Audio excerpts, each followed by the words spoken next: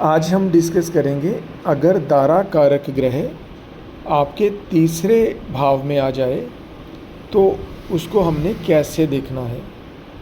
तो तीसरे भाव में दारा कारक का आना एक बहुत अच्छा माना जाता है।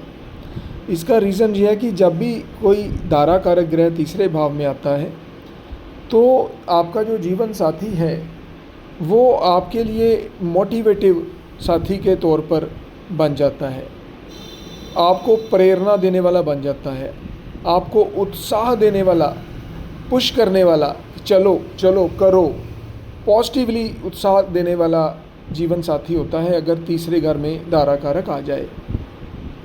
ऐसा व्यक्ति विवाह के बाद जो ना वो अकेला नहीं चलता, दोनों मिलकर निर्णय लेते हैं। और इसको आप ऐसा समझें कि एक आपको बेस्ट फ्रेंड मिल गया। अगर दारा कारक तीसरे भाव में है तो आप ब्लेस्ड हो कि अब आपका जो स्पाउस है वो अकेला आपका स्पाउस ही नहीं है, वो आपका बेस्ट फ्रेंड मिल गया। अब क्या होगा, मोटिवेशन से आपकी लाइफ इम्प्रूवमेंट में आ जाएगी। मैरिज के बाद आपकी कम्युनिकेशन में बदलाव आ जाएगा। अगर पहले कम बोलते हो तो ज़्यादा बोलने लगोगे, ज़्यादा बोलते हो तो कम बोलने लगोगे। प्लैनेट के अनुसार आपकी कम्युनिकेशन में बदलाव आ जाएगा, लिखना ज़्यादा शुरू हो जाएगा, आपकी स्किल जो है वो डेवलप हो जाएगी। और मैरिज के बाद आपकी छोटी यात्राएं, विदेश के भी छोटी यात्राएं हो सकती हैं, शॉर्ट ट्रैवल्स जो है जैसे वीकेंड ट्रैवल्स हैं, ये बहुत बढ़ जाएंगे। और आपके जो सिबलिंग्स हैं, भाई बहन हैं, उनसे आपका स्पाउस का संबंध नकारात्मक और सकारात्मक तरीके से होगा, न्यूट्रल कभी नहीं होगा। Depend upon the position of the third Lord, तीसरे घर का स्वामी कहाँ पे बैठता है उसके अनुसार इसके आउटकम आएंगी।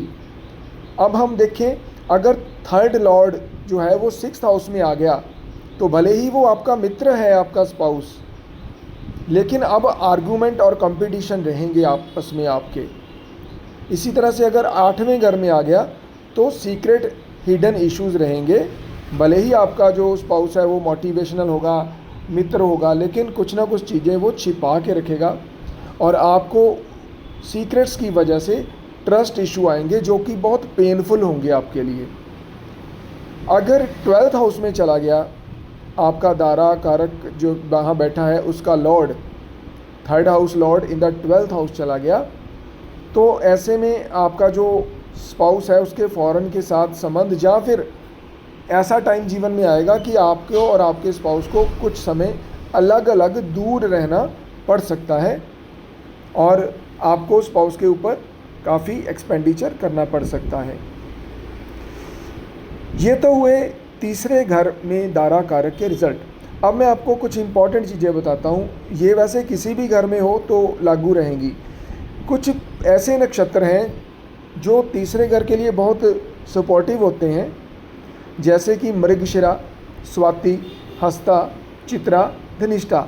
ये 5 नक्षत्र हैं। ये इन नक्षत्रों में अगर दारा कारक तीसरे घर में पर्टिकुलरली आता है तो समझिए कि बहुत अच्छा है।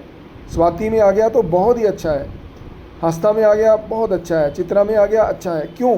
क्योंकि ये सारे नक्षत्र जो है ये तीसरे घर के साथ बहुत कंपैटिबिलिटी में रहते हैं। ये क्रिएटिविटी वाले, उत्साह वाले, कुछ ना कुछ सृजन करने वाले जो नक्षत्र हैं। तो ये 5 नक्षत्र आप नोट करके रख लें। आप जब प्रेडिक्शन देनी है तो अगर इसमें है दारा कारक तीसरे हाउस में, समझ लेना बेस्ट है। और अगर यही आर्द्रा, श्लेषा, ज्येष्ठा, मूला या पूर्व भाद्रपदा में है तो चीज़ें कुछ प्रॉब्लमेटिक हो सकती हैं। तो मैं आपको अब ज़्यादा डिटेल में तो हम नहीं जाएंगे क्योंकि ये मैं आपको बेसिक्स करा रहा हूँ।